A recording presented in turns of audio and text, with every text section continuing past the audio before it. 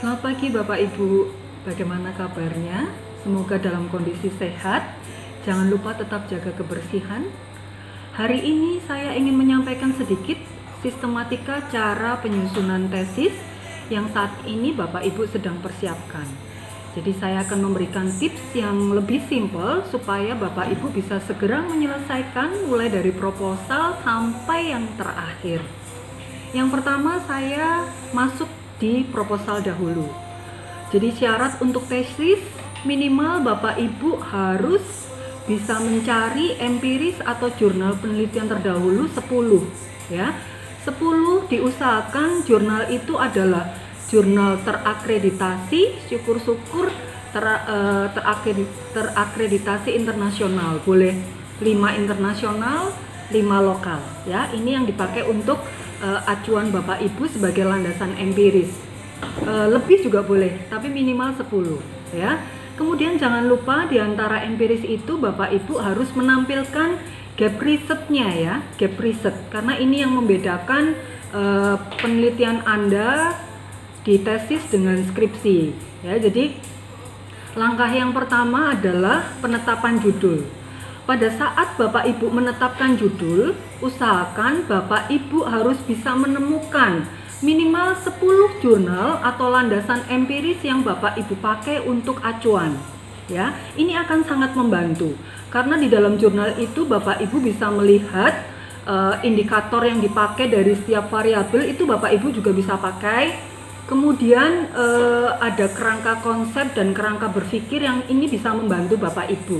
Ya, jadi kuncinya adalah pada saat menetapkan judul, usahakan Bapak Ibu harus bisa menemukan jurnal atau landasan empirisnya. Ya, kalau teori saya pikir sudah bisa, banyak ya, teori banyak, grand teori banyak. Nih, ya. Kemudian langkah kedua, pada saat membuat latar belakang, pengalaman dari yang sebelumnya itu terlalu banyak sehingga tidak terfokus. Saran saya, ini sekedar saran ya. Jadi pada saat membuat latar belakang, yang harus digarisbawahi adalah 1. Fenomena, 2. Permasalahan, 3. Dan ada gap risetnya ya. Jadi misalnya nih, saya memberikan contoh. Judul penelitian saya adalah pengaruh website dan brand awareness melalui relationship marketing terhadap minat beli, misalnya gitu. Maka saya harus bisa menemukan jurnal-jurnal yang berhubungan dengan X1 saya website, X2 saya adalah brand awareness, Z intervening saya adalah relationship marketing, dan Y-nya adalah minat beli. Nah, saya harus bisa menemukan jurnal saya yang mengandung unsur website ke minat beli, brand awareness ke minat beli, dan relationship marketing sebagai intervening terhadap minat beli. Nah, itu saya harus temukan ya, jurnalnya itu harus saya temukan dulu. Kemudian di dalam latar belakang, paragraf yang pertama saya akan membahas fenomenanya ya. Fenomena, pertanyaan yang saya pancing dalam membuat latar belakang adalah mengapa saya harus membuat website. Nah, fenomenanya adalah perkembangan dunia digital yang saat ini sangat pesat membuat saya tertarik membahas tentang website itu ya. Itu fenomenanya yang harus saya bahas, baik itu secara global maupun secara lokal. Kenapa saya harus membahas website sih? Kenapa? Pada saat itu lagi booming nih kegiatan belanja online, makanya saya tertarik mengangkat website. Itu fenomena. Kemudian permasalahannya, dari fenomena permasalahan saya mengambil di Y-nya. Y-nya apa? Minat beli. Kenapa harus membahas minat beli? Hey, ingat bahwa suatu perusahaan tujuan akhir adalah transaksi jual beli. Bagaimana dia bisa mendapatkan profit dan bisa mempertahankan perusahaannya apabila volume penjualan mereka setiap siklusnya tidak menunjukkan kenaikan. Sehingga saya membahas tentang minat beli, karena minat beli sampai kapanpun dalam perusahaan, baik itu jasa, retail maupun manufaktur, pasti itu adalah satu masalah yang utama. Kemudian mengerucut ke bawah.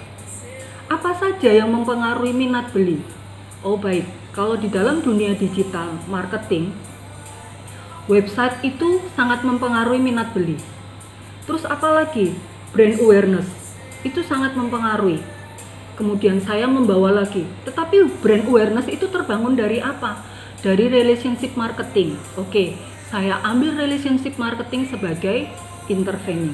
Nah, itu di dalam latar belakang, yang pertama Anda harus membahas fenomena. Fenomena itu berarti objek yang Bapak Ibu angkat. Kemudian permasalahan adalah Y-nya. Kenapa Bapak Ibu harus membahas itu? Ya, bisa membahas minat beli, keputusan membeli, atau kalau di personalia ya kinerja dan lain sebagainya. Itu Y-nya.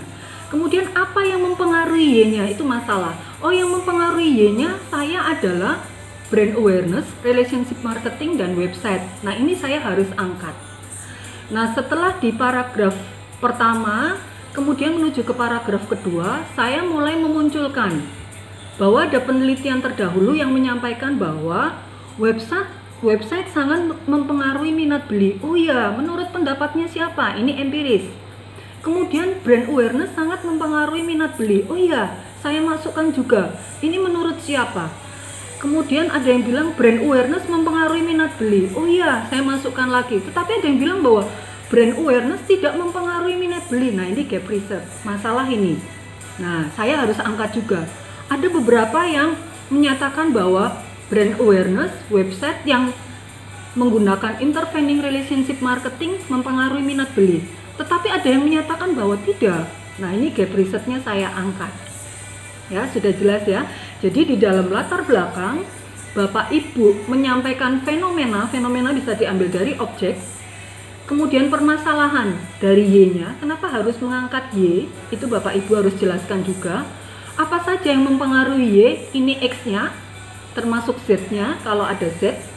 Kemudian, oh ternyata dari apa yang akan saya teliti ada gap risetnya.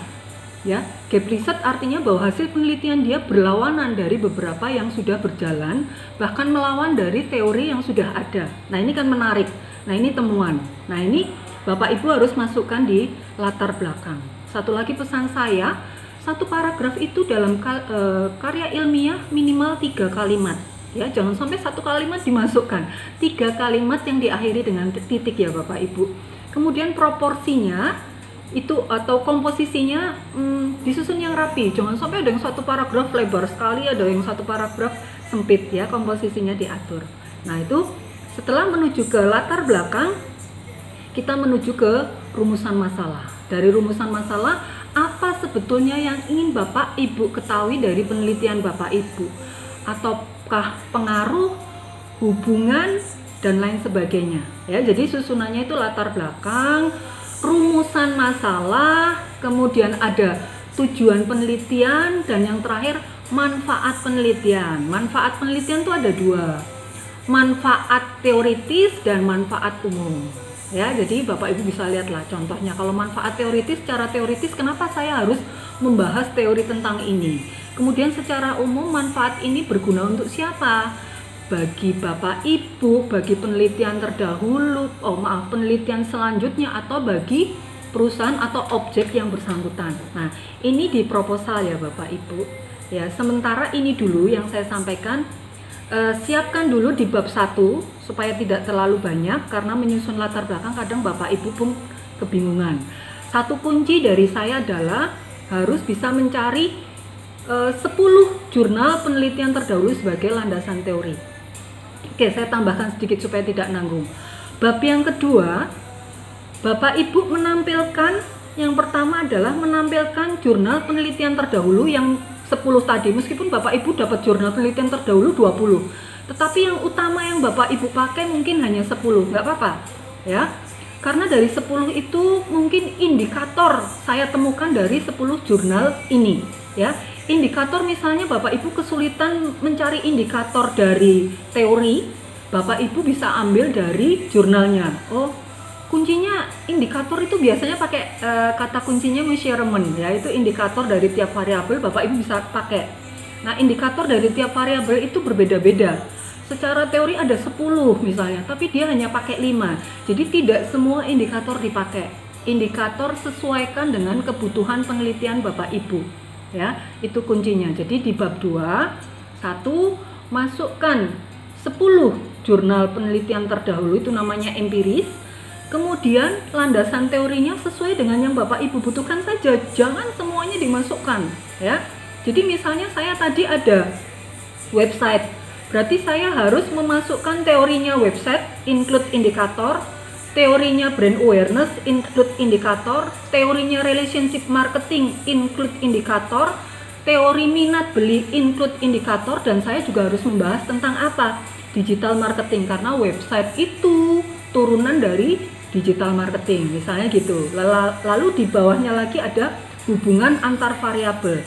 Jadi kerangka konsep yang Bapak Ibu bangun adalah mengadopsi dari jurnal penelitian terdahulu yang kemudian menjadi kerangka konsep terbaru milik penelitian Bapak Ibu.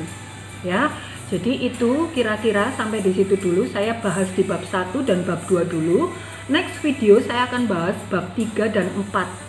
Ya, jadi kunci yang pertama saya ulang. Di latar belakang Bapak Ibu harus fokus pada fenomena, permasalahan, gap riset. Kenapa Bapak Ibu harus membuat penelitian ini? Ya. Kemudian di bab 2 Bapak Ibu harus menampilkan 10 minimal jurnal penelitian terdahulu sebagai landasan empiris, beserta teori yang mendukung ya, grand teori yang mendukung, serta hubungan antar variabel. Artinya Bapak Ibu carilah, supaya lebih mudah, carilah jurnal yang di dalamnya ada kerangka konsep dan kerangka berpikirnya serta indikator yang lengkap ya. Kalau bisa itu memang kerja kerasnya ada di sini, tapi kalau sudah menemukan ini akan lebih mudah membantu Bapak Ibu.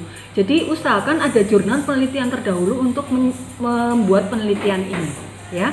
Kira-kira ini kira-kira ini penjelasan saya tentang bab 1 dan bab 2 untuk persiapan proposal.